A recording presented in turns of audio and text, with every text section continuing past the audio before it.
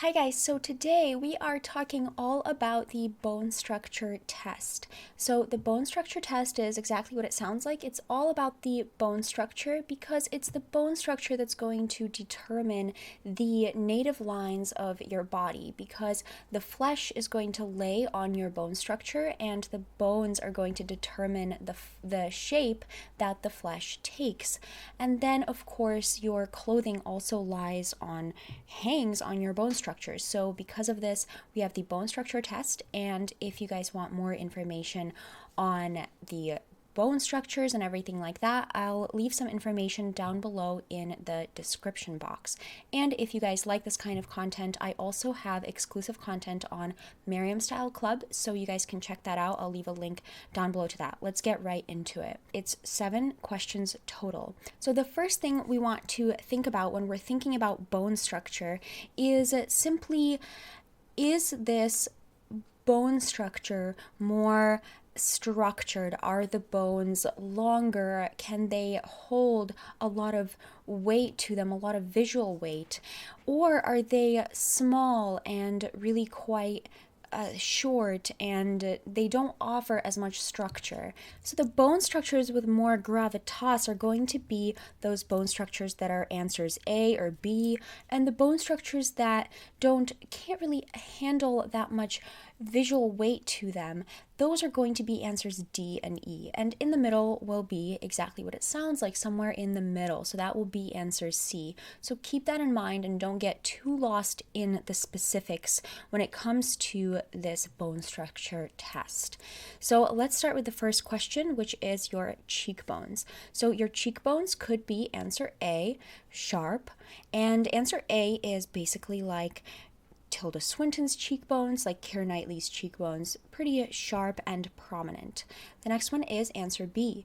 Answer B is structured. Remember, we're looking for the structured shape of the cheekbones. So if you feel like you, quote, have cheekbones, then you probably might have answers A or B or maybe C. And these cheekbones, answer B, are a bit wider. You can see on the sides, especially on Aishwarya and on Cameron Diaz as well, you can see how they have that width to them and they don't have the sharpness that answer A cheekbones have, but they do have the width, they have more width, and so this is answer B. And then we have D and E. So D and E is basically just put D or E. It doesn't matter which one it is. The point is your cheekbones are not very structured. So you don't have those high cheekbones. You don't have those very structured angular cheekbones, and that's about it. And in the middle will be answer C. If you're unsure, then you can put answer C. So answer C is sort of the in-between answer. It's blended between D and E and A and B. So you can see that these ladies' cheekbones, they're kind of in the middle. They're not so wide, they're not so structured, they are not angular. At the same time, they're also not particularly narrow or particularly rounded. So D or E is rounded and C is more in the middle. So next up we have your nose. So if your nose is narrow and has some long, narrow lines to it, then it is going to be answer A. It also has some sharpness, so that is an answer A, nose. If your nose has some width to it and it has some beveled shapes to it, maybe it's not as sharp, it has some width, and it still has that structure though. You can't necessarily say that it's not a very structured nose, that it's necessarily soft. It still has some angles to it, so that is answer B. And now we have answer D or E. So D or E is either you have a small pointy nose like Jenna Coleman on the right, or you have a softly wide nose. So either one of those, again, it doesn't offer that much structure to your facial bone structures. So either it's very small, so in that way it doesn't offer structure, or it's very soft and rounded, so in that way it doesn't offer structure. So overall, less angular, less wide, anything like that, then you would pick D or E. And then if it's in the middle, you can't really say if it's necessarily angular or wide or soft and small or anything like that. You would pick answer C. So next up we have your jawline. So there are, of course, as usual, 4 options. So an answer A jawline is going to be quite angular. So it's going to have some sharp angles. Particularly pay attention to the angles on the side here as well. So of course everyone's jawline is going to have some angles to it, but pay attention to the angles on the sides, on right underneath your cheekbones, and see if that has some angularity there as well. So an answer A jawline is going to have some sharper angles and pretty much very structured, almost like a chiseled jawline, and that will be answer A. Answer B also is structured. It has that structure to it, but it's a little bit more beveled in shape. It's not going to look very sharp. Instead, it looks sort of a beveled shape. It does have some width to it maybe, and overall, this is the answer B jawline.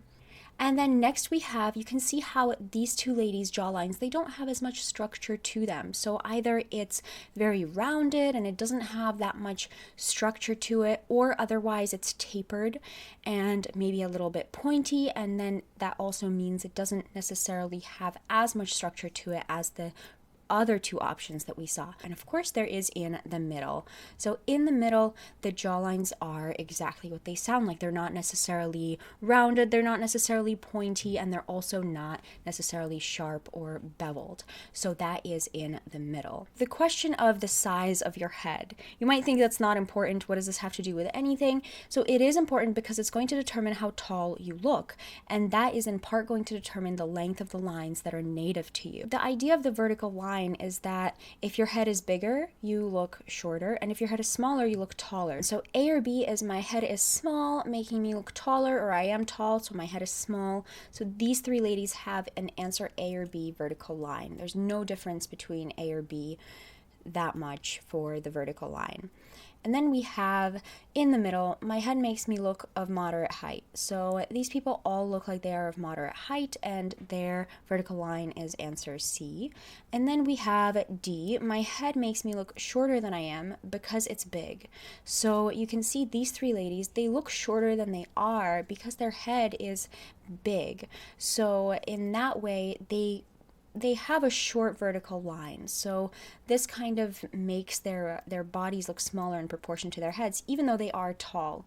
And then if you are short and you look short, of course, your vertical line is answer E. So that's answer E. So next we have shoulders. So what we want to think about when we're thinking about shoulders is, can I take this big, structured, oversized jacket and put it on my shoulders, and can they hold that jacket without being drowned by it?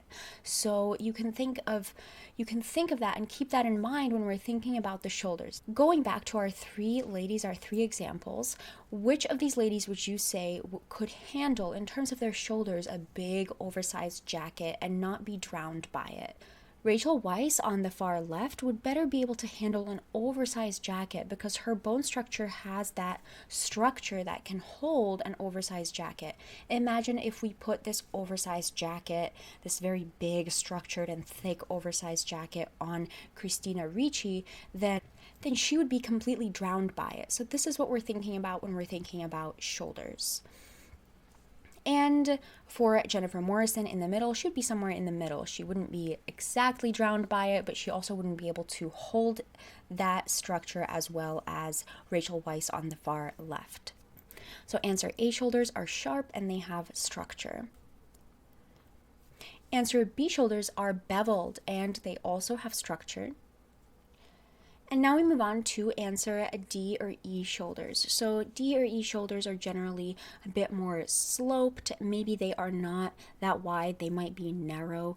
And it doesn't really matter D or E what your shoulders are. Don't worry about it. As long as you know if they are D or E, then that's all you really need to know. So you can see that they either have all rounded shapes or they have a slope and then a bit of sharpness. And you can imagine if these 3 ladies try to put on an oversized jacket, then their shoulders might not be able to handle that kind of oversized jacket like the other ladies with answers A or B shoulders. And C is somewhere in the middle. So in the middle, these ladies could handle an oversized jacket a little bit, but it wouldn't be that great on them, but they certainly wouldn't be as drowned by it as the answer D or E shoulder ladies. So now we have arms and legs. So arms and legs can be pretty easy. So don't worry also if your arms are one length and your legs are another length, then you can split this question into two parts. Just have arms and legs separately, and that's okay. You can count it out of more points then. The main thing to remember for arms and legs is that the A or B arms and legs are going to be long. If you don't have long arms and legs, then you don't have A or B arms and legs. You can forget about A and B. And D or E arms and legs are short. So if you don't have short arms and legs, you can forget about D or E. And C is in the middle. So it's really all about the length of the arms and legs. It has nothing to do with anything else. And then everything else from there will be kind of like splitting hairs, but I'll still go through it. So remember, it's about the length of your arms, not the length of your legs. And that's in part what's going to determine the length of the lines that are native to you. So let's take a look. So we have answer A, arms and legs. So someone has answer A, arms and legs. They have very long and narrow arms and legs. So the bone of the arms and legs is quite narrow and quite long. And it looks longer because it's narrow. Next up we have answer B, arms and legs. You can see that they're also long, but they have a bit of a wider bone. We're thinking about the wrists, and we're thinking about the elbow area as well. So you can see that they have a bit more width to their arms and legs. So the ankles, the knees, just a little bit more width. It doesn't have to be something extreme, just a little bit. And remember that these are also long. So another thing is that you might not want to do the frame test. You guys know the frame test where you take your hand and you put it over, and then you see how your fingers close on your wrist. That's not really going to work for this because your hand might be small. You know, your hand might be answer D or E, and then your arms and legs might be answer B, or vice versa. You could say that you have a medium. Just don't do it, because your hands and the size of your hands are not always correlated, and the length of your fingers are not always correlated to the width of your bones of your wrist. So just don't use that, and don't do it. And then we have D or E arms and legs. So D or E arms and legs are short. So D or E, it doesn't matter if your arms and legs are short, then just write on the quiz D or E. It doesn't matter. Short. So just mark that for yourself. And then we have C in the middle. So this is the blended answer between A and B and D and E. So they're not too short and they're not too long. They're in the middle. They are answer C. And then last but not least, this is something that people overlook, but it's also just as important as the other ones, hands and feet. So if your hands are long and narrow, and the palm of your hand is also quite long and narrow, and your fingers are long and narrow, then that is answer A. Answer B is if your palm and your fingers all have a bit of width and a bit of length. So remember, answers A and B are also associated with length. So if you have short fingers and a short, soft palm, you are not answer B for your hands. So you are D or E. Answer B is specifically long bones and wider bones to your hands. So that is answer B. Answer D or E is basically either short and soft bones to your hands with a pretty rounded palm and pretty short fingers and everything like that, pretty soft looking, or otherwise maybe a little bit pointy looking, sort of like Beyonce's. You can see there how her fingers are kind of short, but they're also kind of narrow, so they look a little bit longer because they're narrow. And so in general, that is more answer D. But if you have either D or E, or if you have small hands in general, you can just put D or E. And if you are in the middle, you can put answer C. So answer C is in the middle, not necessarily small or soft, but also not necessarily with longer bones or wider or anything like that, just in the middle. So finally, let's talk about the results. So if you have mostly A's, your bone structure is the sharpened bone structure. So you have some angularity to your bone structure, and you also have some length to your bones overall. So you might identify with having some chiseled bone structure. Your native set of lines is going to be longer lines.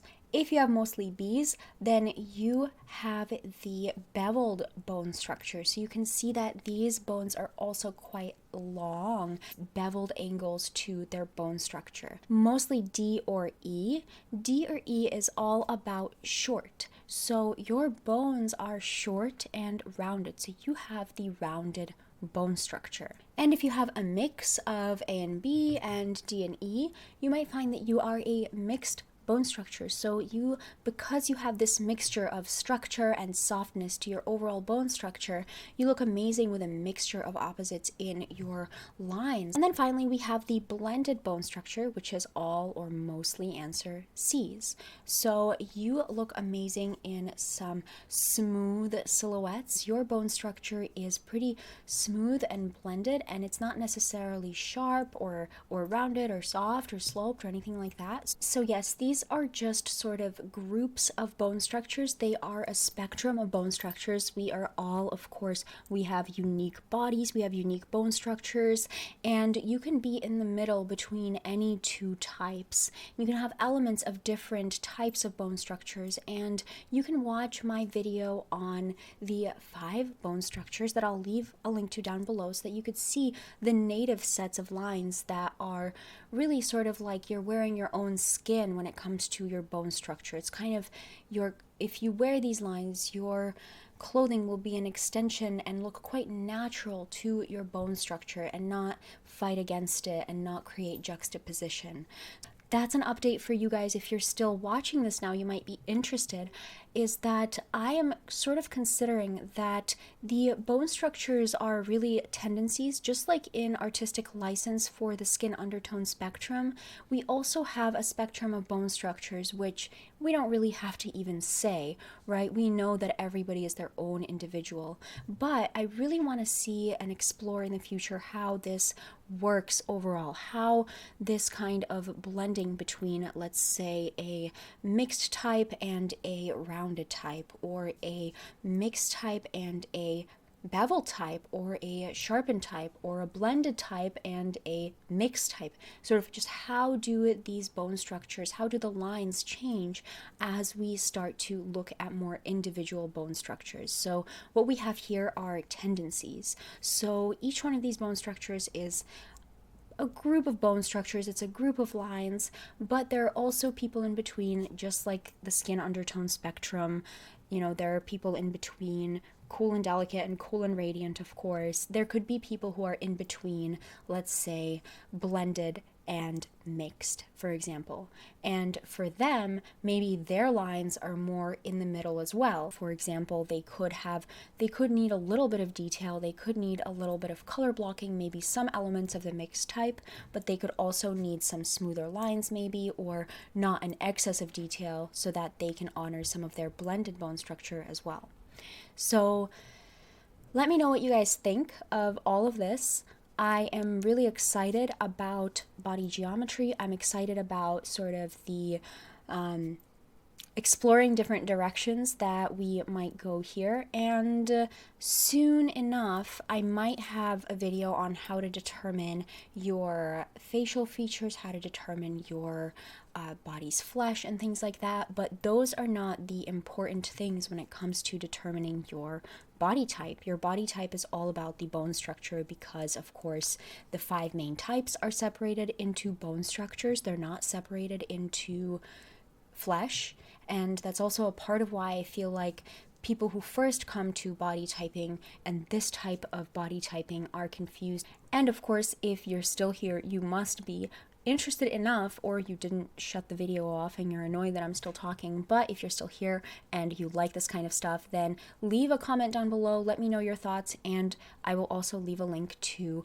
Miriam Style Club for exclusive content, and I will talk to you guys next time. Thank you for watching. Let me know your results in the comments, and let me know if you have any questions, and maybe I'll have to make a follow-up video if people have a lot of questions or not. Let me know, and I will talk to you next time. Okay,